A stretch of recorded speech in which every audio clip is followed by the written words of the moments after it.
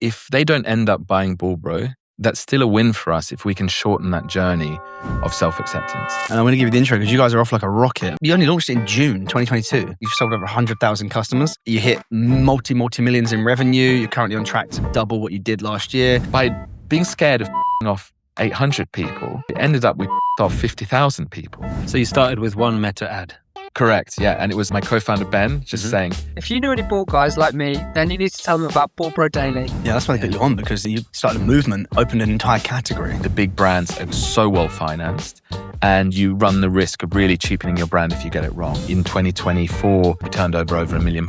Wow, okay, this is real. Still to this day, repeat customers are around 50% of our revenue, even as we're growing quite a lot. How did you hit it so out the gates early days with that premium product? We'd hired a marketing consultant off Fiverr. We'd paid him off platform, so he stole the money. The only thing he said to us was, you guys should think about doing a video. So that one word of advice was the catalyst to really set Ball Bro on its way. Bald Fest, free beer for the bald. Poster got shared 23,000 times on Instagram. It's going to go off. I'm going to give my prediction now, where I think this goes over the next decade. I think it turns into a... Well, thanks for coming down. I mean, you've had a bit of a crazy day. Very, very crazy day. Talk us through it. It started at about 8:30 this morning with an interview with BBC Lincolnshire, I think, and it went through BBC London, Times Radio, Fix FM, and then finished off with a street interview with Good Morning Britain. So it's been, and I'm not used to that much media, so it's been a really... But all those state radio stations and everything you just mentioned, these are back-to-back separate interviews. Back-to-back separate interviews. Jesus. And a lot of them were BBC, which I questioned why it couldn't just be done once and shared, but you've got those individual presenters who are like, they just want their own sort of go. How many did you do today? I think I did 10 radio interviews. 10 radio. Are you trying to consciously make the content different slightly every time, or will you just go with the same? No, let's go with the same because it's a different audience, right? So BBC London is going to be, it's not going to, the guy I spoke to earlier in the day, it's going to have a totally different audience. So I should say the same thing each time. But you naturally want to make your day interesting, so you can diverge a little bit here and there. And it's now 5:45 p.m. Yeah. So we're not going to go hard. This is, Please. Yeah, if I start hallucinating, just forgive me. Yeah. Do you have like a newfound sympathy for those poor film stars who have like meltdowns after back-to-back days of doing press interviews? It was quite like that. Genuinely. I think those are a bit more intense because it's just everyone wants to speak to them. I think 10 interviews is not that many in that context, but that is what they're doing though. They're sitting they're sitting in a set and they're coming one after the other, and you can see them sometimes. That's where the clips of them crashing out come from, because some guy from some German publication comes in and just like tests their patience, and then it's like, look, I've been doing this all day, bro. What's the question? Get to the point. Like, yeah, I can imagine. No, today most people were pretty sweet with me, except the host of BBC Radio London, who pretended he wasn't bald and I couldn't see him. What? Yes, and he was bald, so it was funny. So I had to. Luckily, the producer had warned me. They're like, "Watch out! He likes to play games. He might tell you he's got hair and he hasn't." So they told you already. Yeah, it's like, and also, just from a company perspective, just trying to get a little bit of an angle on what Ball Bro is, what it does. Not all of them, especially the BBC, they don't want to be that commercial. So, and you don't want to come across as you're like advertorial. Yeah, you don't want to come across too salesy, but you're there to kind of spread awareness about your company. So yeah, that's why they got you on, because you guys you started a movement, and you've opened an entire category of men's beauty, I guess. Skincare. Yeah. Skincare, thank you. Yeah. And so it is something very interesting and newsworthy, which is great for you guys from a business perspective, because I guess it makes PR that much more authentic. Well, I think so. I think especially our line of men's skincare, because we started as a community that was there just to put a positive light on baldness and hair loss. The current narrative that exists is that that's something negative, that's something people are suffering from, that's something that needs to be cured. So we started Ball Bro as a sort of counterbalance to that. And what grew out of that community was a skincare brand, because there is one downside to being bald. It's you're way more likely to get things like skin cancer, sun damage, dry, flaky scalp, shiny scalp, all this real estate of skin opens up on your head that you don't know what to do with. So we started that skincare brand, but also continued the community element. So the reason I guess we're interesting as a brand is that we don't just talk about skincare. We talk about bald positivity, mental health, young men's journeys of hair loss, how it affects their confidence, their mojo, and so on. And I think that's it's a very pertinent topic in this day and age. 100%. And I'm going to give you the intro because you guys are off like a rocket. I mean, you didn't just start a community and then obviously naturally a product was born from that, which has been a huge hit. Yeah. It's still quite a young business and you've just gone off. Yeah, so giving you the intro that I think is worthy of our guest today, Tariq Kazemi, co-founder of Bald Bros. Thanks for joining us. Marketing Over Milkshakes. Cheers. Cheers. Cheers. Cheers. Good to have you with us. Cheers. Yeah. Pleasure. For those who don't know, I'm going to give you the full intro here. So just a few short years, Bald Bros transformed from a single Instagram community. Correct. With no real commercial kind of foundation, just a genuine community of bald men, into a powerhouse, a D2C skincare brand that's quite literally changing the narrative around hair loss and selling a lot of products and growing very fast. And to give you the audience a bit of a sense of the trajectory, since launching your first product, was that daily? It was daily, Bald Bro Daily, yeah. And I know what it is, but we'll just explain. It's a sun cream. Well, it's a gel, so it's a matte moisturizer with SPF, a fast absorbing gel. SPF. Yeah. So there's three things though, right? So three things SPF, it does. Yeah. So you can't get the skin damage. Yeah. From the sun. Mattifying. Yeah. And I use it on my face because I get a shiny face. Okay. You know I use it, right? I told you that.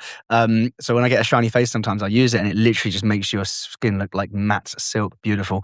So that's for the head as well. Yeah. And then obviously moisturizing at the same time. Correct. Yeah. So since launching you only launched it in June 2022. Correct. So, 4 years and you've sold over 100,000 customers. You hit sort of multi-millions in revenue. You're currently on track to double what you did last year. You've moved from a sort of guerrilla social movement, I guess, with clips into primetime ITV campaigns that we just spoke about, all the radio interviews. And it's something, that I think that the media and the public sort of very, very interested in. And I've got some anecdotes about this I've told you before. My good friend, George, been on his own baldness journey for many, many years. And he's always talking to me about you guys. And actually, I was driving back from the office when we had our pre-podcast research call. I was just talking to him about everything we spoke about. And he was like, we were bouncing off ideas, talking about the movement and the product and its fit. And he is a customer as well now. Okay. And I said to him, oh yeah, and Tariq, I hope you don't mind me saying this, it's not a secret. But I said, Tariq, they're working on you described it like an industrial strength mattification cream. Yeah. So it will lose its SPF. Yeah. Because you're focusing purely on the mattification. And he was like, oh my God, that would be incredible. Like say I was in a nightclub or something. Yeah. And he immediately knew the use case. He was like, say I'm in a nightclub or I'm at a gig or whatever. I'm going to be sweating so much. Like I whack that on, and I'm not going to get burned because I'm indoors. He was like, that's genius. So you guys just keep coming out with stuff that the community needs and wants. And it's proof for me. See that. So we wanted to get you on because we work with you already. You're a great company. And we're proud to work with you at RevWise, but it's also one of the most authentic brand building stories to come along in a long time in the e-commerce space, built by bald guys, so you and your founders, for bald guys, and completely bootstrapped it as well, right? And initially, yes, for the first 2 years. Yeah, you get off the ground to, completely bootstrapped. And it's so authentic and it's so successful. And those two things are probably completely linked, right? And we'll talk about that. And we'll give a bit of an intro to yourself. We haven't got your other founders here, but would love to hear about them. But your journey started at the UN. It did, yeah. United Nations, working in politics, international politics. You moved into the city with Euro money, working in finance, and you even ran a commodity brokerage in East Africa. Yeah. Quite a journey. Yeah. Quite a journey. And now here you are, a D2C entrepreneur, very successful D2C entrepreneur, sort of scaling a skincare brand. You've been in Dubai in the e-commerce scene there. You've really learned the ropes in lots of different areas. And then obviously here we are today with Bald Bros. So congrats. Yeah, congrats on the success. There's also one more fact. Okay. It's your birthday today. It is my birthday today. Happy birthday. Thank you very much. And I don't know if any of your sort of BBC presenters did this for you, but we've got a surprise for you. Oh, wow. So Dana's going to come in any second now. We can sort of cut the seconds that we have to wait. I mean, what a birthday, huh? Quite a birthday, yeah. And this is the, what is it? The icing on the cake. The icing on the cake, exactly. Quite literally. Actually, we are honoured that you managed to like fit us in today. Obviously, you've had a media blitz today, so we were a very small part of that. But yeah, like really honoured that we get to like do the podcast today, especially given it's your birthday. You could have easily said like, "Nah, guys, I'm gonna go out to dinner a bit earlier." No, I mean, I said I would do it, right? So and I wanted to do it. I wanted to meet you guys in person. Thanks so much. Well, happy birthday! It's a real cake. It's a real cake. Yeah. You are the first official birthday. Right, so I'll try not to get on the microphone. Yeah, I'll just not set fire. Don't forget to make a wish. Okay, I will. Yeah. Okay. Ready? Yeah. Well done. Thank you, guys. Very much appreciate it. Yeah, nice. And cake. Yeah, we'll cut that later. Yeah. We went with lemon drizzle. Wow, nice. Does that? Are you a fan? Yeah, I think so. Yes. This is what he and I. Could I say no? No. There's actually settled debate because this is such a weird thing to disagree about. But he and I, we get on so well running our business. Perfect co-foundership, and I think that a lot of people have said that and advised us over the past. That like the success is down to your dynamic as a co-founder. It's a huge part of the success. And I'm sure you must have a good dynamic between your founders. And I have a few arguments now and again. Exactly, yeah. But that's good. I think. You have to argue. You have to disagree on some stuff. Otherwise, why do you need co-founders, right? You need to have a challenge, right? Yeah. Otherwise you don't. However, progress. we stood in the Waitrose cake aisle. What was the options? Yeah. And there was like, there was all the stuff you'd expect. And I was like, drizzle. And then he was like this. Well, I was like this one. And we basically spent way too long deciding which cake to buy for this little. Drizzle's a good choice, guys. You did well. Appreciate it. So if it's okay, we'll hand over to you. And like in your own words, how did this whole thing start right at the beginning? How did you co-founders get together? How did you guys start from the community and then onwards? Okay, well, I mean, I can't take credit for any of it, really. It's Ben and Richard who founded the idea of BLD BRO. I went to university with Richard and he'd gone to primary school with Ben. So they grew up in South Birmingham, where the company is based and founded. I'd always wanted to do some business with Richard in whatever field. We'd had a couple of ideas, but never gone through with it. And he called me one day, not long after I'd shaved my head. And he said, listen, I've got a friend. We want to do not really a business. We want to do a community about bald, like being bald. And you've just shaved your head. So what do you think? And I said, well, I thought we were going to do business together. It's like, maybe something will come of it. But listen, you've just shaved your head. It took you 10 years to like make that decision. Well, it's just a bit of fun, a side project, and who knows what will come of it. So I got in touch with them. I met Ben and we said, okay, let's start it. Let's have a bit of fun. We put a post on Instagram and it just said, BLD BRO needs you, like the classic army picture. And we slowly grew a community. And it was just like pictures of like bald celebs, some inspirational quotes. We did a YouTube podcast that have still to this day about 10 views, which is I'll have to check it out. Is it still there? Yeah, I think they're still there. I mean, Jake is doing much better job with our socials now, so they've been vastly outdone. But we're just having fun talking about hair loss and normalizing it. I think the part of the issue we'd had in our journey is, though it's so common, you feel like, oh my God, why is this happening to me? This isn't good. This isn't normal. And so once you actually accept being bald, you realize how fine it is, really. It's inconsequential. It doesn't really affect you at all. In some ways, it's better because you don't have to worry about hair.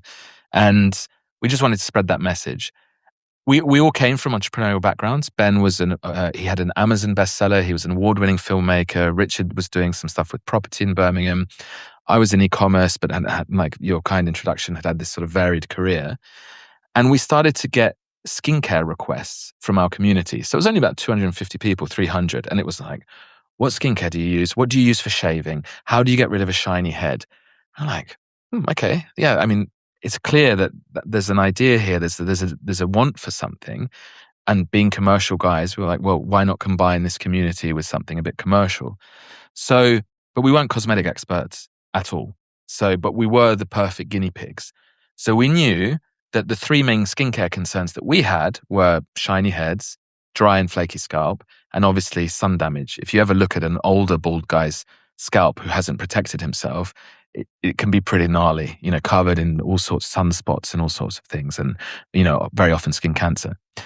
So we knew what we wanted, and we went to a bunch of sort of cosmetic manufacturers, OEM, sort of original equipment manufacturer guys, subcontractors, and said, look, we want this product to be developed. We don't want off-the-shelf something that's just like other skincare brands do, which is let's put some cool branding on something and then sell it. We wanted to really create something that didn't exist if it was possible. So it was quite ambitious considering we had no cosmetic background. So we just imagined this cosmetic product must exist. It doesn't, so we'll make it, but we didn't know how.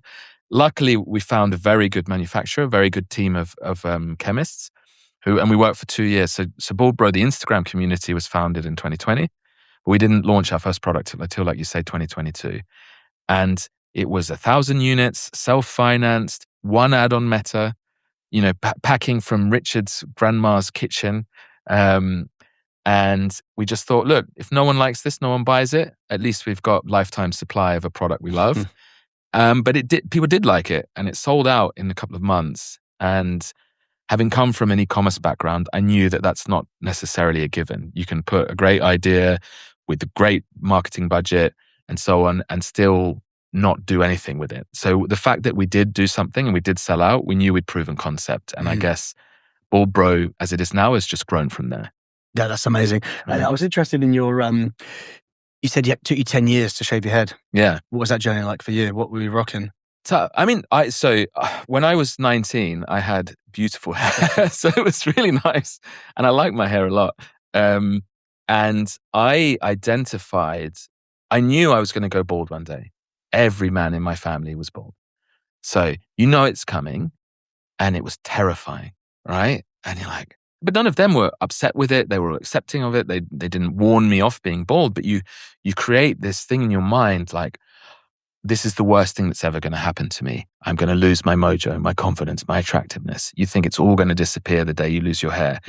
Why do you think that? Because there's a narrative there in society, like a commercial narrative. There's a $7.8 billion industry built around that narrative, right? Selling hormone-altering drugs, pills, hair loss treatments, hair systems, and hair transplants. So they build this fear and they prey on that fear. And I certainly felt that fear. So for 10 years, I took hair loss medication to try and prevent the inevitable because I was so scared of going bald. 10 years you're taking hair loss medication to thicken your hair? Yeah, so just like finasteride is one of, there's a bunch of pills you can take and it sort of prevents further hair loss. Sometimes there's a little bit of regrowth. There's loads of side effects. Luckily, I didn't, towards the end, I started to feel the weight of them, but there's some awful ones that people have from taking. Like suicidal thoughts, uncurable anxiety, lack of libido, all kinds of stuff you can get just for keeping your hair right. And if you zoom out, it's ridiculous, but it's such a powerful drive because it's linked to confidence and attractiveness that people will do anything to keep it. So this 10-year period, was it through your 20s? Yeah, so sort of mid-20s to mid-30s, give or take. Okay. It's a powerful drive. It's a great way to word it, but there's probably many other parallels you could think of. Like, why do people keep going to... It's not a complete parallel, but there's lots of things people do that are harmful, but it was driven by a deep emotional need that you think you have. Yeah. You do crazy stuff. 100%, yeah. Tanning is an example of that. Tanning. We all know that sunbeds, like tanning beds, give you skin cancer, massively increase your chances, but like people will maybe hate their skin tone so much that they'll go and take that risk. Yeah, in some cultures they do, some cultures whiten their skin, some darken their skin, do bleaching, it's the search, the aspiration for the ideal aesthetic, which is just a subjective thing, can lead people down ridiculous paths. And I know for a fact, just from consuming media, even you guys' content and all other stuff, and just having my eyes open in the world. Yeah, you said it's subjective. People find people attractive for so many different reasons. Yeah. And so many women would find a bald man more attractive than a non-bald man, and vice versa. And it might be features other than their hair that they're attracted to. Well, I think what is attractive and maybe nearly objectively is people who accept themselves for who they are, not pretending. Confidence, yeah. Confidence is attractive, and confidence is not an easy thing to have, but if you accept yourself, that is a form of confidence, right? And if you're constantly trying to change or hide who you are, really that's a signal of a lack of confidence. And that's not a bad thing. Like, we all have a lack of confidence to one degree or another. But what we're doing at Bald Bro is trying to empower people to have the confidence to just accept themselves, which will probably be a much better sort of journey to take in what they're trying to achieve, which is being attractive and being happy. Loving themselves, yeah. But you didn't have the Bald Bro community.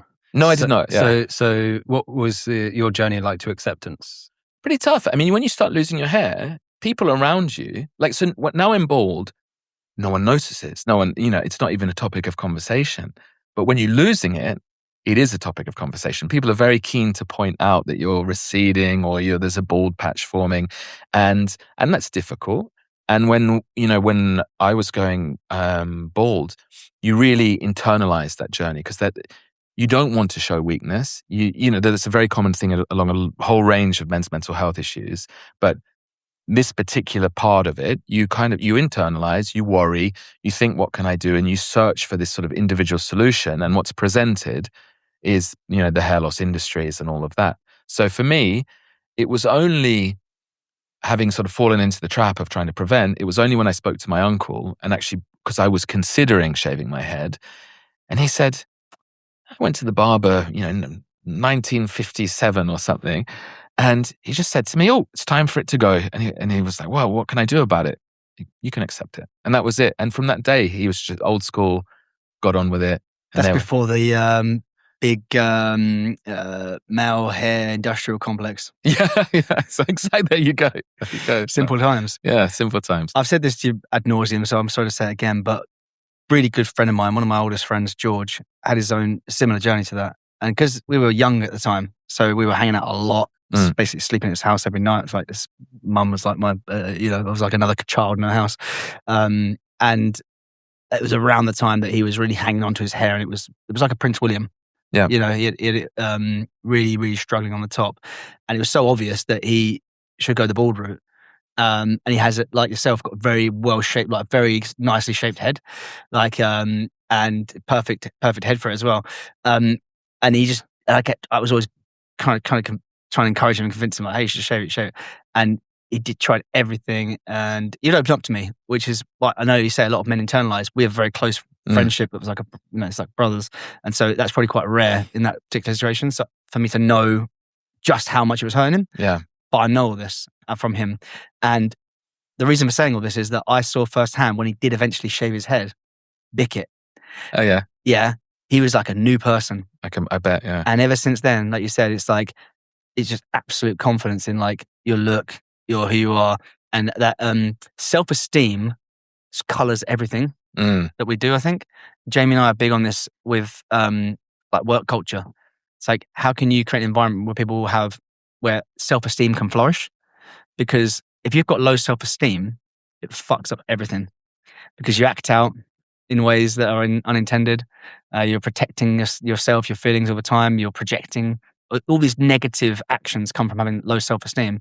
And I think what you said just now about self-confidence is essentially self-esteem, isn't it? Yeah, I mean, it's very much linked, if it is not the same thing. So and the amount of time that the lack of it can consume you and take you away from what the things you want to be focusing on is very, very significant. So what Bald Bro does today through the community and obviously high-scaled paid media efforts and all the marketing and the affiliate stuff and the PR, getting the message out there so much, is that the next person like yourself or my mate George or whoever else that's in that period, they're probably on the drugs, looking at the drugs, or, spending money on crazy creams and maybe looking at hair transplants, details about that. Yeah. They might enter your funnel, your marketing funnel instead. Yeah. Or your awareness funnel. 100%. And look, if they don't end up buying Bald Bro, that's still a win for us if we can shorten that journey of self-acceptance. So it took me 10 years. Some people, it takes them a lifetime. Some people never really accept it and go some of those other routes. If there's a 22-year-old lad just there worried about losing his hair, sees Bald Bro, it gives him the confidence to accept himself and doesn't fall into the actual product funnel. Fine, all good. That's was our original mission. The fact that we've done a premium skincare brand around that is kind of secondary. Like, that's our mission. That's why we get up in the morning. That's why I find, you guys must work with so many different founders in so many different industries. I feel that we're really privileged that we have something genuine that we do, that we all emotionally relate to, and we all wish that was there for us. So it makes our job easier to work on the commercials, to work on the slightly less, interesting parts of it, because we know all the other stuff, the effect that it's having. 100%. Like, that's what was in our intro, and I couldn't really put it into words enough. Authenticity. Like, not every business can do that. No. Like me and Jamie didn't start RevWise because we care about our life's work being around growing affiliate programs and making brands more money. It's where we ended up, and it was a model which we took from various other people and made our own sort of amalgamation. And now we're in it. We're trying to we're creating a more meaningful journey for us and our team to put our stamp on and do things better. But you can't. Not everyone can have that. So if you found that is a blessing, isn't it? Yeah, no, and it's also turning and like what was perceived as a negative to a positive. The fact that we could take something that was such a struggle for us, the founders, and make it like a life's work and help people as well as build a successful business out of. I mean, it's the dream, really. But there's no judgment on people who do normal, like starting a business, any business is amazing. And anyway, I guess what I was trying to get at is like, it's not realistic that most businesses will be able to work in that have that authenticity, but those who can, and there are plenty of other examples. And you ask about our clients, yes, we do see a lot of different brands and deal with a lot of different founders, and there are some examples like you guys, but not that many. Normally, it's just another electronics brand, just another this, just another that, and that's great, like you said, because they have a chance to have good values, have a good differentiator, and all these things, and create authenticity within their brand. Yeah, but yours is like. Was a chicken and egg situation. Yeah, okay. Yeah, I got you. And I think it's it is a limiting factor as well, because we're very much from the commercial standpoint. We can't go outside. We lose ourselves if we suddenly try to become a broader skincare brand or do products that aren't really for bald guys or do media that's way too much about the product. So I think if you look at some really highly educated grads who come out, want to start business, and they go, right, okay, middle-aged women from this to this are watching these programs, have this budget, fit into this category of spender, and want to buy this product.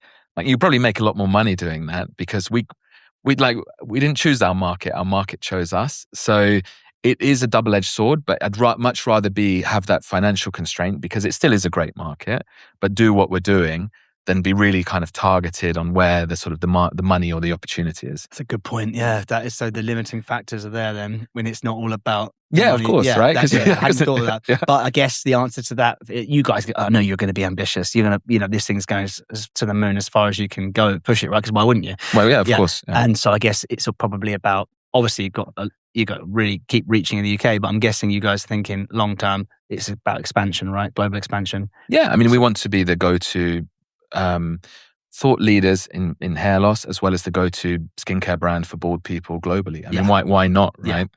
Yeah.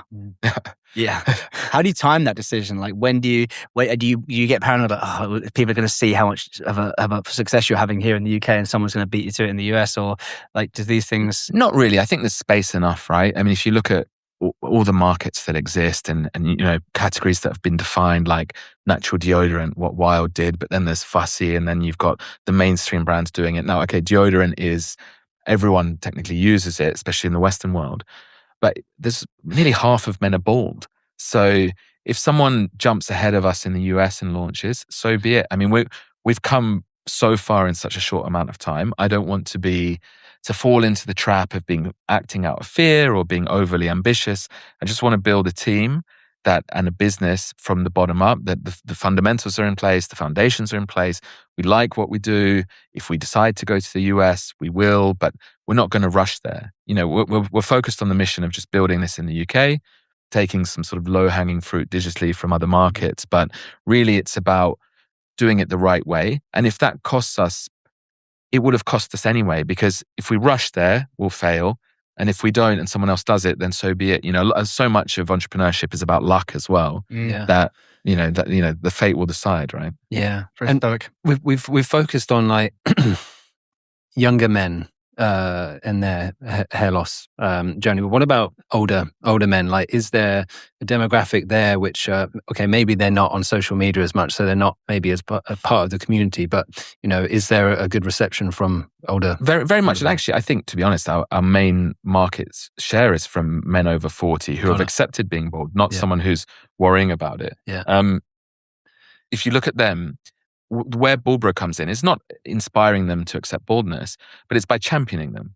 So it's saying, hey guys, the only media you've seen is something telling you there's something wrong with you or trying to prevent younger guys becoming like you. It's kind of insulting, really, to a confident bald guy. So you finally got a brand that represents them. And then this is where product comes in. That the product's actually really good. So it's the first matte moisturizer with SPF. It's the first product that does what he's wanted his whole life. So if you look at our reviews, a lot of them are like, where has this been? It's the Ron Seal of skincare. Why wasn't this here in my 20s? And that's great. So we're doing the job on the product as well as the messaging for sort of the adjuster. And I think when you look at marketing funnels that you mentioned, we have to talk to those people in slightly different ways because, the older guy, he might not need that confidence, but he also wants to know that he's buying a really premium product and getting something that's actually going to work. Yeah. I'm curious, like how did you hit it like so out the gates early days with that premium product, given that was any of your backgrounds in like No, not at all. So it was just because we were the market. I think we created something that we wanted. And it was 3 bald guys. I mean, we did some polls with our Instagram community. We said, do you prefer a shiny head or a matte head? Because we wanted a matte head, but we're only 3 guys. Was it overwhelming? I think 85 to 90% wanted a matte head. And still to this day, you'll get the occasional bald guy who wants a shiny head. And he'll say, why is this, what's all this about? And we're like, well, we did the research and people want a matte head. No, but nonsense. So, I mean, you can't please everybody, even within the bald community. But we do have products that are not just for the mattifying. We've broadened it.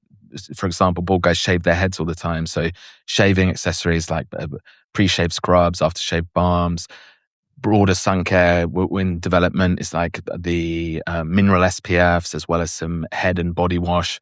As bald guys, we're kind of tired. I'm tired of seeing shampoo or shower gel. Like, where's the stuff for bald guys? So we have a bit of fun with it, but the ethos of the company is just to release products that do serve a purpose for bald guys and not get too diluted in our SKUs. Do you know what my mate was raving about when he got it? It looks like a butt plug, a giant butt plug. You hold the end of it like a doorknob, and it's got like multiple, like a electric razor. Okay, but it's like it looks like a fidget spinner. It's got loads on there, and he uses it to rub it all around his head. Yeah.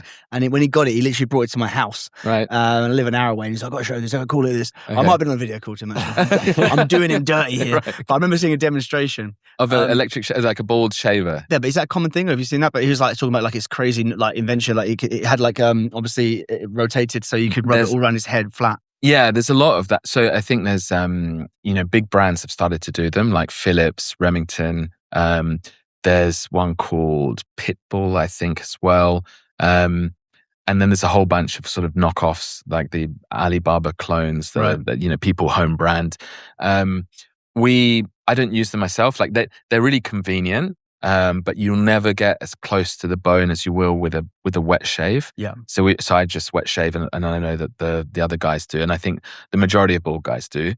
But if you're looking for a quick, convenient fix and you don't mind like having, like I do, this is a day or so's growth. So it would probably give that effect. Right. And I think they're perfectly fine. Yeah. But we don't want to go into that route of electric shavers because it is, firstly, that's a whole other market. Like shaving, not just pre-shave scrubs and things, but blades and razors. It's fierce. The best guys are, the big brands are so well financed.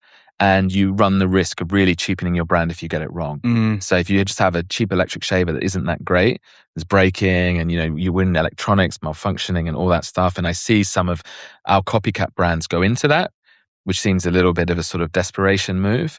And I don't think it's good for their long-term brand building. I think leave that to the experts, really. Yeah, that makes so much sense. So you started with one meta ad.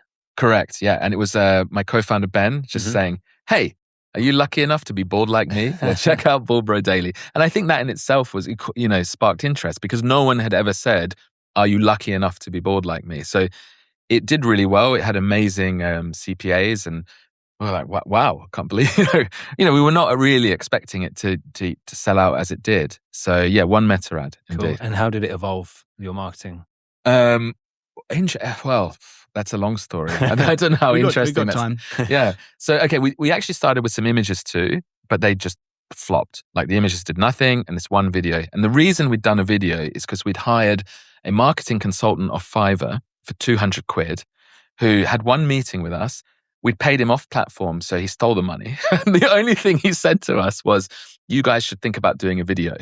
Because we'd just had these images and they'd failed. So that one word of advice was the catalyst to really set BLD BRO on its way, because we didn't have that expertise in-house. So it was all a learning experience. So we started with, Ben was a very good creative, which helped. He did that. And then we hired a creative agency that did sort of, what is it called? All round. They do the performance, 360, yes. Yeah. They do the performance, they do the creatives, they do all of that. They run Google, they run Meta. They were okay. They had a big client. They kind of, if there's not that brand synergy, they don't really get your brand. It's very difficult for that to be successful. But they did push us unprofitably to a level I don't think we would have got to alone.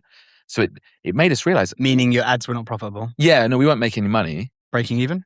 I think at that point, no. When if we were breaking, in the first months when we did it on just the one ad at a low scale, we were profitable. Right. But as soon as we tried to scale with bad ads, we were no longer profitable. But we did do a day where we did 98 sales.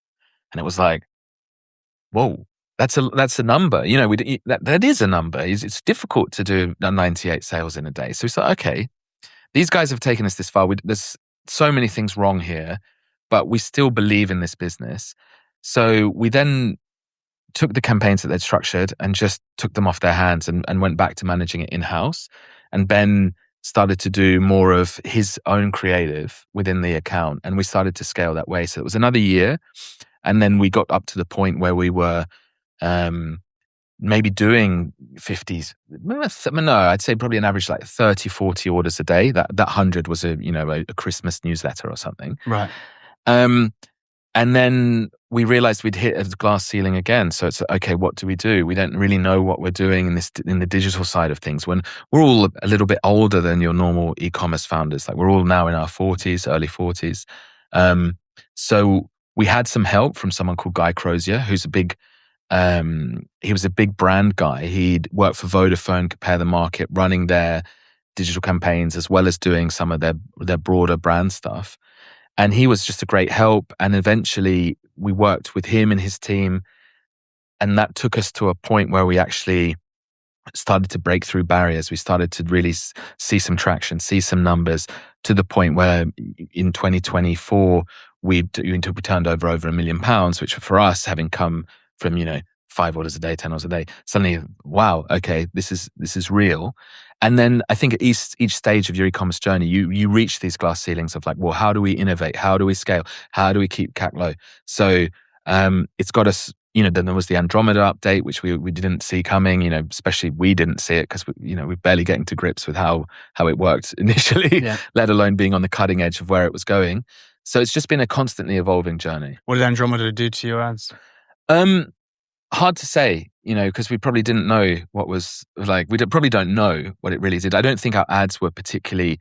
What we found out is we were not serving what the platform wanted. Right. We were still stuck in that one creative with this, one creative with a little change, one creative with another little change, trying to analyze like, do they like the word bald head or bald? And you're like, that's not where this world is now. Now it's about personas. Now it's about creative diversity. So Andromeda was handing it over to the creative, essentially, in automation of and don't look to me for expertise. I mean, I'm really just figuring this out as we go along. And luckily, we're starting to build a team that understands it much more than I do.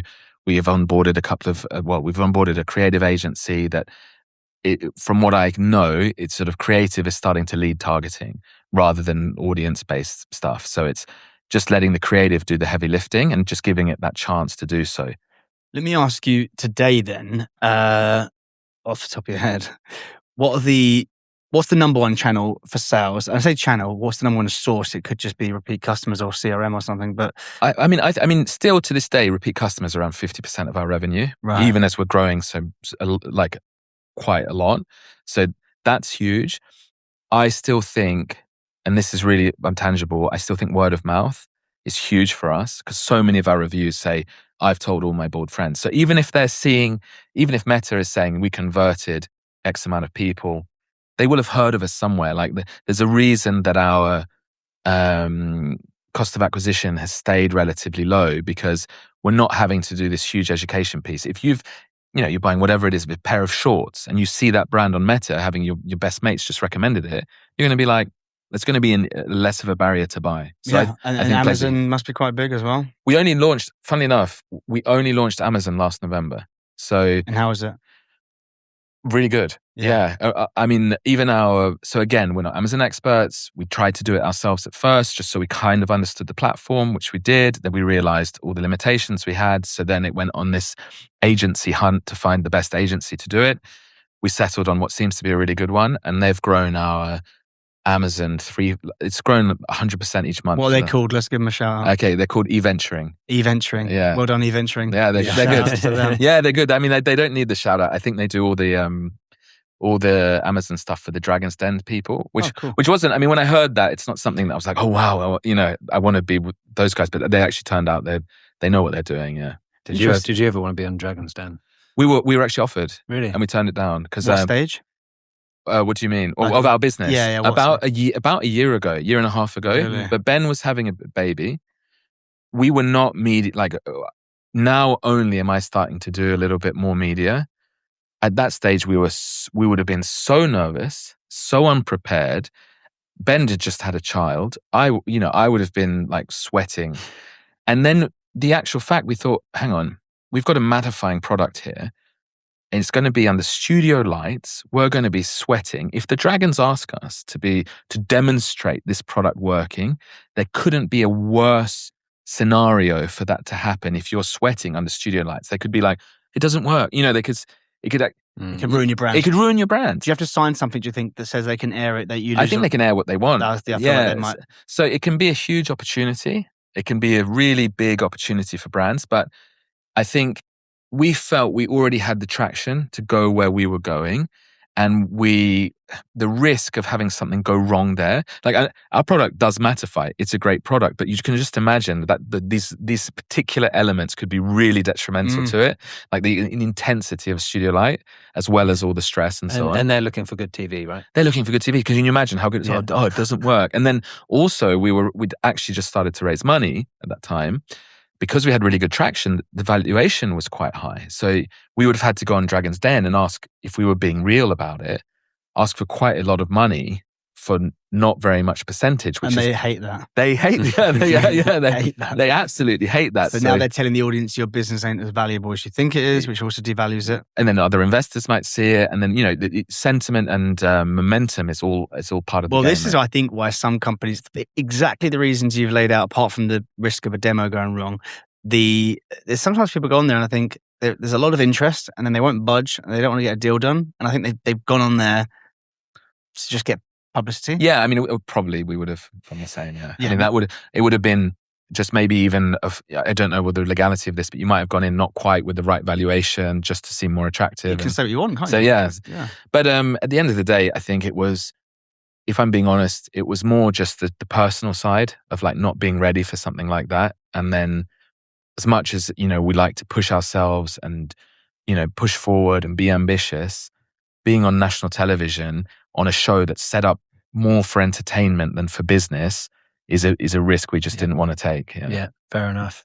So I just want to focus on some of the sort of more organic and viral content that you've focused on in the past. And we can talk about Jake, because obviously bringing him on was a bit of a game changer for you. Very much so. I mean, the three founders, myself, Ben and Richard, we used to argue for hours about what to put on our socials. And why is the social side not growing? And we'd done an all right job. We got to 5,000-6,000 followers. But the amount of time it was taking for us to do an Instagram post was just, borderline ridiculous considering all the others. How long? I mean, we'd be in meetings and it would be like, okay, this is on the topic. What product should we launch? What market should we look at? What should we do? Okay, what should we post on Instagram? Oh, and then this and then that, and whose responsibility, who's responding to the things. So they'd had their eye on Jake. So Jake used to work at LADbible and was the face of LADbible really for a few years and had done some of their more successful stuff and had also done some stuff linked to hair loss. So he is himself bald. He is himself. Yeah, I think he is our bald head of social media. So if he was not bald, it would be slightly disingenuous. We saw him. He posted on LinkedIn Richard caught the post and it just said, "Hey, I've left LADbible. I'm open for opportunities." We had a meeting with him. He wore a wig to the meeting, which immediately, endeared him to us. And to be honest, he's just absolutely smashed it from the get-go. We're now, in a year he's been with us, he's taken our Instagram from something like 8,000 to 35,000. We have millions of views organically on TikTok, all from his content. And he was the perfect head of social media for what we wanted to do, which was not, hey, here's Bald Bro by Bald Bro. It was, here's the topic of hair loss. Let's lighten it. Let's talk to people about it. Let's talk to people in the street, bald people, people with hair, people who've had hair transplants, women. And he does it brilliantly. And so he's kind of like the, in the football team, he's the one that's kind of free, left to roam, work his magic. But he's also been commercial for us as well. He's in the ads and he does that side as well really well. Who came up with the John Lewis inspired video? He did. Yeah. I haven't seen that one. It is genius. Yeah, thank you. It is absolute genius. And I'd love for you to tell us about that because it's a good story from what I hear anyway, because it was filmed in was it? In my mum's living room. Your mum's living room. So the story behind that is Guy, who is the CMO, he was very keen for us to be in television. So he comes from these big agencies, big things. It's like, guys, he loves Bald Bro. He wants us to be everywhere and act like this huge brand, which we're not yet, right? Like the growth has been incredible, but we're still a small brand by the scheme of things. But we've punched above our weight. Anyway, so we were talking about TV. We'd met with Sky. We'd met with a few people. And then one day someone reached out and it was a guy called Callum. And he goes, "Hey, I'm from ITV Ignite with the ITV incubator for small brands. I would love to have a chat with you. By the way, my mum bought me some Bald Bro for Christmas and I love it and would love to talk to you guys." So we had a meeting with Callum at ITV and got on with him really well immediately, really liked him and told him, there's no way we're doing TV this year. Like impossible, absolutely impossible. Like we're not ready. We're not in stores. It doesn't make any sense. Then Guy, the CMO, said we need a YouTube ad. Jake had the idea, so let's shoot a real high production YouTube ad. We all loved it so much, and we just raised some money. So I was like, we could just call Callum. And they called him.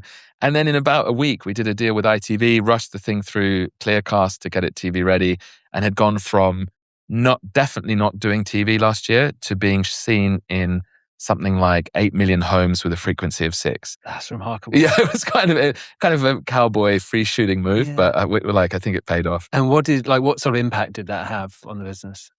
It's so we know that at the times of the ads, we got up to an additional 1,000 site visitors at any one moment, which is you're not looking for direct action from TV. Mm-hmm. And we saw quite a significant uplift in the regions that we ran it. What I would say, and for brands that are thinking about it, you need to have a strong base. Like TV will give you the uplift, but if you're not that big already, it's not suddenly going to do miracles. So I think we'll definitely do more TV in the future, but we'll be maybe a little bit less gung-ho about it and try and be a bit more gradual, maybe do more regional stuff. Yeah. And see. And also, if you're in retail, it does help because it's just the way the consumer's mind works about, okay, well, I've seen it here. They're not necessarily going to just go and look for you on Amazon, but if they're browsing in Boots, waiting for a train or whatever, they'll be like, oh, yeah, and it makes sense. That makes sense. And what is the retail situation for you guys? We're not rushing it. We're talking to retailers. Again, this has happened so quickly. You hear all these horror stories of people overstretching. The way the economics of retail are very different to D2C or Amazon.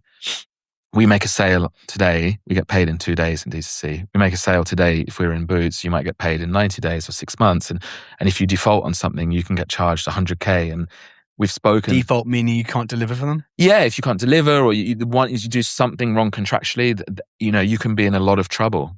And I've actually spoken to a natural skincare brand, a couple of founders there. They saw incredible success in the US. They were in Target, they were in Walmart, they were in Boots, they were everywhere. They were the poster child of cosmetic hyper success, and they went bust. Or they had to exit like way below. Because of penalties from... Just because they built this business unprofitably. And so the cash flow killed them. So it was they got to a point where They'd run out of they raised money brilliantly. Everything was great. They were overly ambitious, and it cost them to the extent that they just couldn't honor these contracts. So what does that look like in reality? It looks like they got to restock and they haven't got the cash to do it. Yeah, or you'll run a load of promotions with different retailers and end up, so say you've got a 50% margin with a retailer. There might be a whole slew of marketing stuff you have to pay on top of that, because retailers are really marketing companies as well, not just points of sale. So you can, if you're not really running your numbers tight, or things don't turn out as well as you think they will, you can really go under or go down very quickly. So it's a big risk. So for us, we'd love to be in retail. I think we should be in retail, but it's not something that we're rushing into. You're very sensible. Yeah, well, and are your co-founders like that? Is this? Yeah, we see on that side. I think it's again maybe to do with the age and stuff. I was going to say, like, you've got a lot of experience. I mean, you can't be that much older than me and Jamie, but you've got a lot of experience in lots of different fields, including finance and other areas. And you've probably got some battle scars. Yeah, I mean, I was part of a business that was super high growth that then just stopped and went the other way, and we couldn't work out why. And it turned out it was because of like currency fluctuation in one of the markets we were selling in. And you think, right, well, we've just invested in stock, in website, and our product was 10 times better than the year before, but our sales were half as good. So like I mentioned earlier, so much of it is luck. And I think taking things one step at a time, building the right foundation gives you the best chance of riding waves of good and bad luck. Sounds like you're being really true to your community, though, and that's really important. And people really respond to that authenticity. And I think we spoke to that earlier. And we spoke about all the interviews that you're doing this morning, and a lot of that was to do with Baldfest. Correct, right? Yeah. And I don't think we've spoken about that. Oh yeah. Yet. So what is Baldfest? What is Baldfest? So Baldfest, its origins are in an event we did last year in our warehouse, which was called Free Beer for the Bald. And it was just an event. We did a tie-up with a local brewery in Birmingham. That was, if you turn up, you get a beer and a curry, and just meet for free. For free. If you're bald. If you're not bald, no deal. So it was just a way to meet customers and have a bit of fun. And I think that's what we try and do. It was I would say a success. Maybe 50 or 60 people turned up, which doesn't sound like a lot, but when your party is in an industrial estate 10 kilometers south of Birmingham or 10 miles south of Birmingham, the fact that anyone turns up is really, really good. Yeah. So this year we're doing it in Soho, and the response has been slightly more accelerated. So we did it's free beer for the bald. We have 1,000 pints to give away. We have free head shaves for anyone who is wants to join to become a bald bro. We have a professional head painter. It's like face painting for bald heads. She's viral in her own sense. And we have a bunch of DJs, including DJ Spring Roll, who I've not heard of, but apparently it's fantastic. And they won't take offense. I think it's a Hong Kong DJ and some bald DJs. So it's just the idea is just a bit of fun. It's got no commercial purpose. It's just our annual event and our bit of fun. But and the thing is, unbeknownst to us, the poster got shared 23,000 times on Instagram. So it's going to go off. Yeah, we're worried. The weather's not brilliant in London at the moment, but we're worried we might not have enough pints. I don't think you will. I honestly think like the difference even between last year and this year for the business is obviously significant in terms of scale. And the fact it was in a business park in Birmingham, and you're doing it in London, in the West End or in Soho. Yeah, pub's busy anyway. Oh, and how many TV and radio interviews did you do to promote it last year? So none. Yeah. How many have you done today? Oh, I think, hang on, Birmingham Evening News covered it the day before on their website. So, but maybe, okay, today's a bit different. So we've done... So you've done mainstream, like 10... Yeah, 10 mainstream radio and as well as a TV, Good Morning Britain. So it's going to go off. I mean, the weather might save you guys. I was thinking that if it might save us. It might level it out a bit, might balance it out. Yeah, 100%. But it has got a basement. It's also the full top bar, and they've got those what do you call it? Like the covers that come out over the side, over the pavement. Good morning. Yeah. Well, this episode is going to definitely come out after Bald Fest because it's tomorrow. Sure. And so I was just making a note on my phone there. When we clip this, we'll use we'll use real footage, and so what you'll have just seen there on the podcast is like actual footage and photos from Bald Fest. Hopefully, it's not a stampede with police sirens. I mean, you know what they say: no publicity is bad publicity. But we'll see. But I imagine you'll be doing it again, and it'll be bigger and better. Yeah, I mean, as long as we don't get arrested. I'll give my prediction now. Yeah. Where I think this goes over the next decade. Yeah. I think it turns into a full-scale festival. I think it turns into I think that's where it goes. It could do. I mean, we have got the trademarker. So we're, I mean, again, like Bald Bro is about having fun. So I think that's it. We need to do something every year that's not just commercial, that motivates us and makes us laugh. So this is definitely part of that. And if it gets the attention of media, then so be it. Things like this tend to escalate. I can imagine it's going to be like the Bald Glastonbury. So I called that like sort of, I know you said it's not marketing, it's purely just community, and I get that, but it is also a kind of sense of just sort of almost a form of guerrilla marketing in a sense, or even just, it is community, but there's other things that you guys have done, right? That's not a typical, awareness campaigns. What can we hear about there from as far as like the sort of odd things that we do? It's odd things, that's it. Yeah. Well, I mean, we sent Jake to Turkey to pretend to get a hair transplant. So that was quite a good How did that go down? Like, it really well. I mean, it was really sort of an elongated social media post where he basically called a bunch of hair transplant clinics and said, I want to get a hair transplant. Most of the reputable ones said, no way. Some of them were because he was too bald? Yeah, he's been bald for like 10 years. Right. So it's like, where's the hair going to come from? And doesn't it come from the art? Yeah, but it's still, you've got a limited amount of hair. Are they doing like, sorry, I don't know. Are they doing follicle to follicle? Yeah. So the amount of follicles they're putting in your head, they have to get from somewhere else. They have to get from somewhere. It's wild. And the other thing is, so they'll get them from somewhere else. They'll stay, but the hair around it will then keep losing it. So that's why you have to keep getting top-ups, because you'll fill in a bit, but that will stay, and then the bit around it will fall out, and then it's just a disaster. So going back 15 years when my mate was like, pouring his heart out about his bald, going bald and stuff before he shaved it and was liberated. I remember this being the reason why he didn't get the surgery, because he really wanted to get the surgery, but he said, look, I've been told that if they do it, it's going to just like, we're going to have an island. Yeah, it's wild. It's wild. I mean, and the thing is, it's just, to go back to the first point, you're preventing something that's pretty good. I like being bald. Yeah. Most people like being bald. So if you zoom out and with hindsight, you go, oh my God, I'm so glad I didn't do that.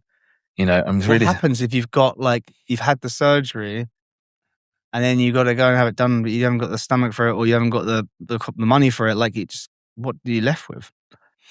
I mean, a patchy head. There's some content on that. I think there's, that's a real thing that happens. And I've met guys who have had failed hair transplants, still cling on. It becomes, people they identify their hair with their youth and their confidence. And so for them, losing it is like losing your youth. And that's a powerful, emotion. But to go back to your question, we try and just do fun things. So he rocks up and all the reputable ones are like, you're too bald. Too bald. And then one of them was like, yeah, come in, come to us.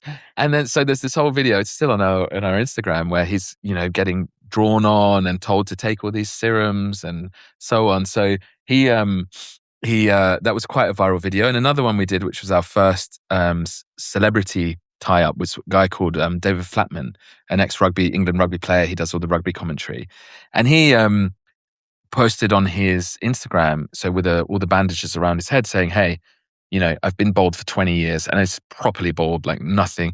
I've decided to have a hair transplant. And his post went viral. And then the follow-up was, of course not, I'm a bald bro. And it was pretty, nice. And it was a bit of fun. And the first time we'd gone into that foray of like paid partnership and sort of celebrity and so on. So we try and be creative. None of it is my idea, just to clarify. Like, this is all Ben, Jake, Guy, Rich. Like, I have zero say in any of this. I just let the chefs cook. Yeah. That's important. And you've got the right people, obviously. Yeah, it seemed to. You have that, and then you can just let them fly, let them cook. 100%. And what's quite interesting as well is would you class yourself as a digital nomad? or maybe not a digital nomad, but like a founder. Nomad. Just a nomad. Yeah, nomad. It's funny because digital nomads are sort of, you feel they're sort of contractual and they do a bunch of work for a different bunch of companies. Yeah. I think, and maybe it's not as unique as I think it is, but a lot of people just live in this day and age, especially post-COVID, anywhere in the world, travel, as long as you've got an internet connection and a good one, you can work pretty much anywhere. That's where the digital part comes from, I think. Yeah, that's where the digital part, and the nomad is just moving around. So, I mean, a lot of, it's not that a lot of cultures were nomadic. So the fact that some of us are attracted to have that lifestyle now, I guess is not that unusual. So what's your movement's been like in the last few years? I mean, really crazy. So I was based in Dubai. After COVID, it sort of disrupted that. Bald Bro was just starting as a community. The business I was in there was a sort of not flatlining, but just wasn't really going anywhere. We'd grown it to a certain level, and it was like, okay, it's fine, it's paying the bills, it's doing pretty well, but it's not growing. Is this fulfilling me? Is this satisfying? And then, I mean, a few crazy moves here and there, and then decided that actually... Sorry, what are the crazy moves? Okay, well, no, I was actually trying to open an IT office in Moscow for the Dubai business just after the Russia World Cup. So this is when there was a lot of positive rub on Russia. It was like, it was open, it was getting more free. There'd been a whole lot of football there. It was, coming closer to the West. And so I had moved from Dubai to Moscow, was living there, and COVID happened. And then Russia shut its borders to anyone who didn't have a family visa or was Russian. And I had just gone to Dubai for the week. So can you imagine, my whole life, my flat, all my stuff was in Moscow. Oh. This was March 2020. I didn't see that stuff till July 2021. So it really kind of, it destabilized my base. And so I had to get used to living out of a suitcase. Did you have a relationship? Yeah, so I'd actually started dating someone who was from Central Asia. So and we got separated for a year. So when actually the borders started opening up, I went to see her in Central Asia in a place called Bishkek in Kyrgyzstan, which is squidged between Uzbekistan, Kazakhstan, and Tajikistan. Yeah. I went there for a month to visit her and ended up living there for 2 years. And those were the 2 years where Bald Bro was this just community, and I was doing other projects and so on. And as Bald Bro got a bit more, started to have the traction that it's had, I slowly, gradually moved closer to the UK, but still have not quite settled on where it is to live yet. So I've been here and here, there, and everywhere. It's really cool, man. It's so fascinating. How long have you been in the UK this time? Like 7 days or something. Yeah. I'm thinking you'd settled like here. No. It's just there's, I suppose, this is like archetypal image of a founder sleeping on the factory floor or whatever, but this dispels that. Yeah, well, in my Dubai, I had slept in the warehouse a couple of times. Right, okay, so you had that. I have done that. Yeah. But if you look at our team in the UK, Ben is in Essex, Rich is running the warehouse in Birmingham, Guy is in Wiltshire, Jake is in Manchester. Where is he in Essex, by the way? What is it called? Westcliff on Sea? Really? Yeah. That's like 15 minutes from where I grew up. Okay, nice. Yeah, so we are remote anyway. So what difference does it make if I'm remote in Bangkok or, Albania or Paris, where it doesn't matter as long as I'm there on the meetings and switched on. Mm-hmm. Yeah, you guess they're all in the UK, right? So you're the one who has to flex to the UK time zone. Yeah, so I'm the one. So for example, for events, it's for the time zone thing. That's something I have to be very conscious of, and I have to be within spitting distance for things for events like today, and to be able to be present when it's needed. Yeah, got it. That's cool. So you think you'll probably just keep rocking with the nomad lifestyle? No, I think I'm looking to settle somewhere. I know you're based in Bulgaria, which I've heard amazing things about. I was just in Albania, which was beautiful.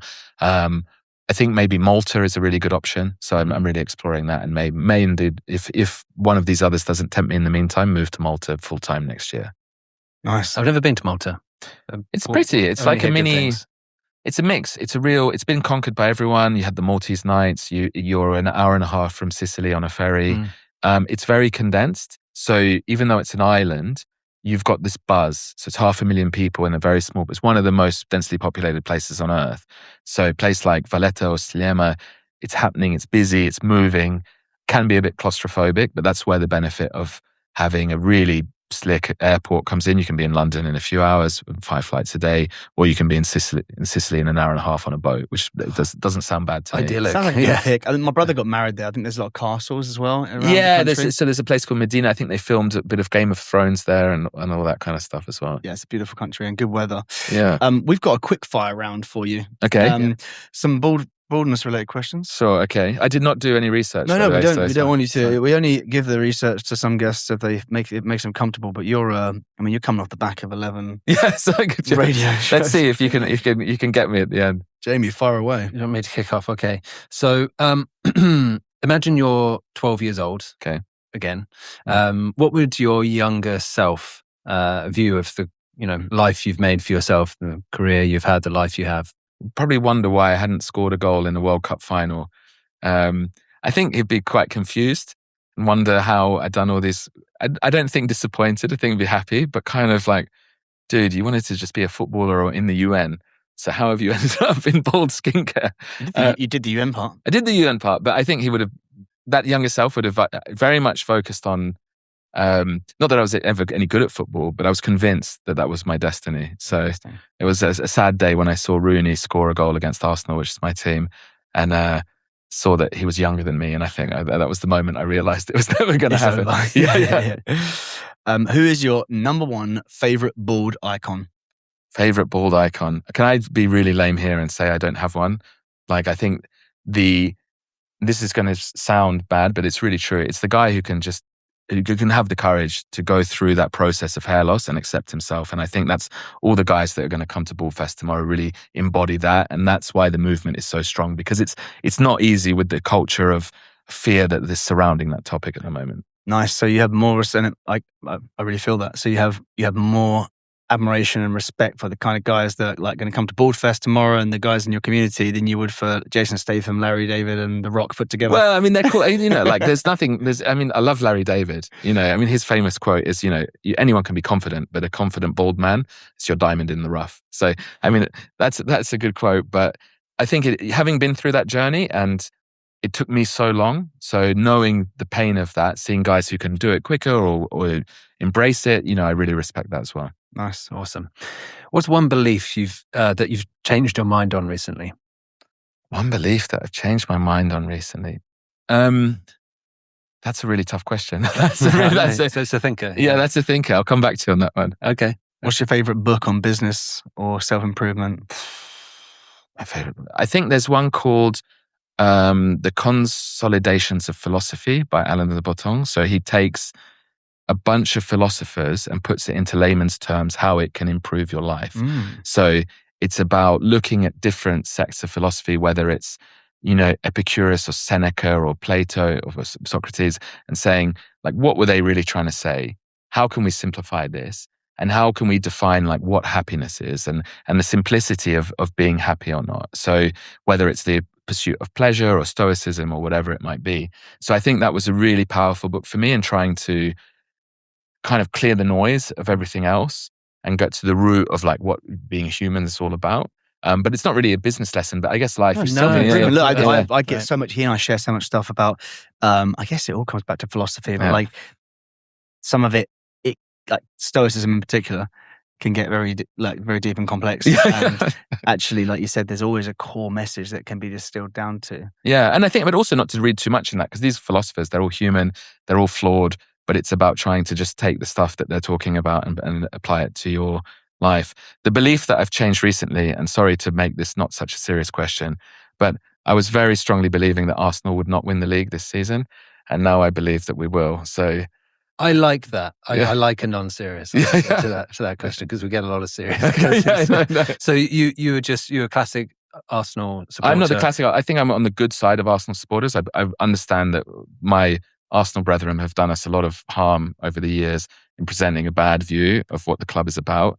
I'm of the Wenger era. Love that team. Yeah, I love us, and so I just want to cherish what's good about the club. Yeah. Okay. Good. I like that. Yeah. I like it. I mean, I didn't think they'd do it. And they may still not. But I believe now. My beliefs have changed, and I believe. By the way, if they don't win the Prem and when this comes out, we're keeping this bit in. Please, please do. No, I mean, the emotional trauma that team has given me this year, it's harder than business. So you're CEO? Correct, yeah. So you've got a team that you're leading, growing team. Finish this sentence for me. Leadership is? I think leading by example and understanding people. So delegation is good and not to be a micromanager, but I think if you want your team to work hard, you got to work hard. If you want your team to trust each other, you've got to trust them. And also, as the teams grow, you have to try and not be petty yourself and get into personal disagreements or judge people. It can be really difficult with all these, characters starting to grow around you and rely on you. I think it's really tough, but the sign of a good leader, I'm not saying I am, to really understand people and get the best out of them. You could have a bad resource and say, it's not a good staff or something. Or you could say how can I help make this a good fit for them and me? And then maybe it's never going to work out, but I think that's really successful if you can build, your team is a reflection of yourself, right? So if you've built it, so I think you can be judged on that. And taking ownership of what you can control then. Yeah, exactly. Trying not to call them on the weekends and holiday. What's a holiday? That's a whole nother issue. Yeah, cool. I might just go for one more, if that's all right. So, what is the biggest mistake you made early on with BLD, if there was one? Yeah, I mean, there's been loads, but the funniest one, it's not funny. So when we released that first product, it was 50 mil. So it's a 50 mil plastic tube. And because of it was just after COVID and so on, the costs of production had gone up so much and we wanted to improve the packaging.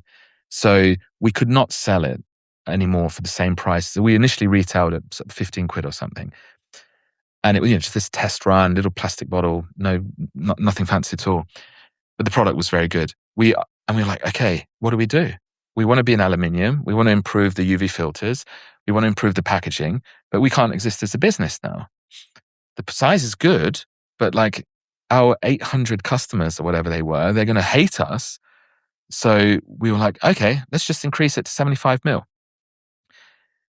Fast forward 2 years, you realize that you're over delivering. You're getting 90% of your subscriptions being cancelled because of a build-up of stock. No one had asked for a larger tube. We'd just given them it. They would have just accepted the better packaging, the better formula and so on. So we're like, okay, we've really dug ourselves into a hole here thinking so we suddenly started over delivering and killing the business really. So we said, okay, we had to pivot. We have to reduce the size because it just doesn't make sense. And we were doing a further upgrade of formulas. So we settled 2 years ago on a 60 mil, right? Which is fine. It's the perfect size. It's great value. It's a brilliant product. However, by being scared of pissing off 800 people and putting it to 75, it ended up we pissed off 50,000 people because suddenly you're going, you've made the wrong decision. So you've got all these customers, and no matter how much messaging you do, they say the amount of message we still get today, which is like, oh my God, shrinkflation. It's like, hey, guys, this is just a brand. This is not Cadbury's being like, how can we squeeze the customer? This is a startup just trying to figure out what's best and how to survive. And so that lack of foresight, cost us, because if we just kept it at 50, fine. It would have been, or we could have upped it to 60 and it would have been, that's really the best size because it lasts the right amount of, we've got the data now of how long it should last and so on. But it's an interesting mistake of coming from a real place of trying to take care of the customer, and then you end up annoying 50,000 instead of 800. So it's that stepping down in size is the riskier part, right? Going up, probably less. Going up, but then if you over deliver, it's too much. You're not getting. You have to be a business at the end of the day. And genuinely, if we kept at that size, we wouldn't have been able to be in retail. Over deliver. You've used that a few times. Is that like an e-com term then? No, I don't know. No, but in anything, like in a restaurant, if you serve someone a pizza that's 8 times too big, it's wastage, right? And so, not quite the same example, but yeah. So it was more than any of the competitors were doing. It was uneconomic. So you said that you've got the data now on how long a tube should last. Yeah. What is that? So we have 90 applications in a 60 ml tube. So If you use it once a day, it lasts 3 months. And for a product that you can get for 22 quid on a subscription, it works out at less than sort of 25p a day. So it's pretty good value for something that protects your skin, stops you getting skin cancer, mattifies and moisturizes. And that's based on just a head application. Just a once off like this. Like if you're, pea size or how pea size amount. If you're a heavy user or you're using it as a primary SPF on holiday, like it can go a lot quicker. So you could use it in a month, but that's also fine. I mean, Boots number 7 range, which costs 25 quid, is made predominantly of water, is also 25 quid. It's 50 mil and it's built to last a month. So we are not trying to, like I said, not trying to just optimize everything from the commercial aspect. We want to provide value, but whilst kind of maintaining a strong business case as well.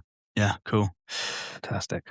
Cool. Well, I think that ends it. Cool. For today. Happy birthday once again. Yeah, thank you. It's been such a great Brilliant. chat. Thanks very much. Cheers. Thanks very If people much. want to find out about you guys, it's bldbros.com. So BLD BRO. So just Bald Bro, baldbro.com. And also they can find you on LinkedIn. LinkedIn. And then the good place to find us as well to follow our socials is Instagram. So bld.bro. bld.bro. And I follow your Instagram. It's hilarious. It's such good stuff. Yeah, it's good stuff. Cool. Thanks a lot, man. Yeah, Cheers. It's been amazing. Cheers. Thank you. Thanks for having me, guys. Cheers.